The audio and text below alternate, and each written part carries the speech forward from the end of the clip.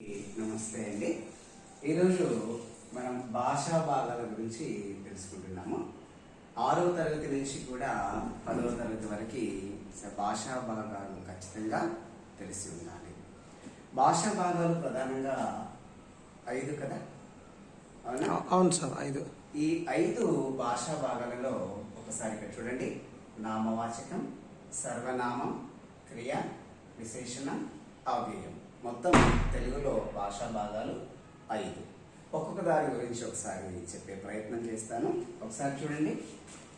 నామవాచకము. నామము అంటే ఏంటి? పేరు. నామము అంటే ఏంటి? పేరు. పేరు గురించి తెలిపే దానిని నామవాచకం అంటాం. చూడండి, ఒక ఉదాహరణ. రవి పాఠశాలకు వచ్చాడు. ఇందులో పేరు రవి. సో దీన్ని మనం నామవాచకం అంటాం. అలాగే సర్వనామం చూడండి. అతను పరీక్ష రాశాడు అనే ఉదాహరణ తీసుకున్నాం. పేరుకు బదులుగా మనం ఇక్కడ అతను అనే పదాన్ని ఉపయోగించాం. పేరుకు బదులుగా వాడే పదాన్ని మనము సర్వనామము అని అంటాం. అలాగే క్రియ. ఏదైనా ఒక పనిని గురించి తెలిపే దానిని మనం క్రియ అనవచ్చు. చూడండి ఒకసారి. అనిత పూలు కోసింది అనే ఒక ఉదాహరణ తీసుకున్నాం. ఇక్కడ అనిత ఏం చేసింది? పూలను కోసింది కదా.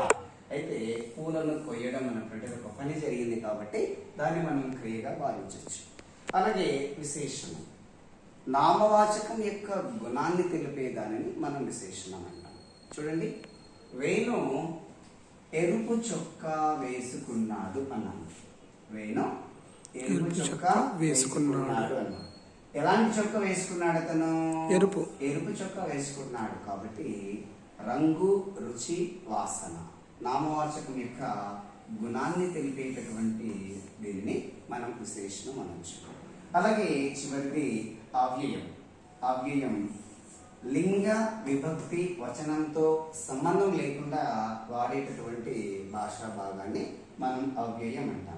చూడండి, ఉదాహరణలో ఆహా ఎంత బాగుందో అన్నాం. ఇందులో నామవాచకం ఉందా? సర్వనామం ఉందా? క్రియ ఉందా? విశేషణం ఉందా? ఏమీ లేవు ఇక్కడ. కాబట్టి లింగ, విభక్తి, వచనంతో సంబంధం లేకుండా ఉపయోగించే వాటిని మనం అవ్యయం అని అంటాం అన్నమాట. మరొకసారి చూడండి. భాషా భాగాలు 5. 5లో నామవాచకం, సర్వనామం, క్రియ, విశేషణం, అవ్యయం.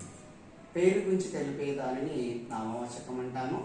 పేరుకు బదులుగా వాడే దానిని సర్వనామం అంటాము. పనిని గురించి తెలిపే దానిని క్రియ అంటాము. నామవాచకం యొక్క గుణాన్ని గురించి తెలిపే దానిని విశేషణం అంటాము.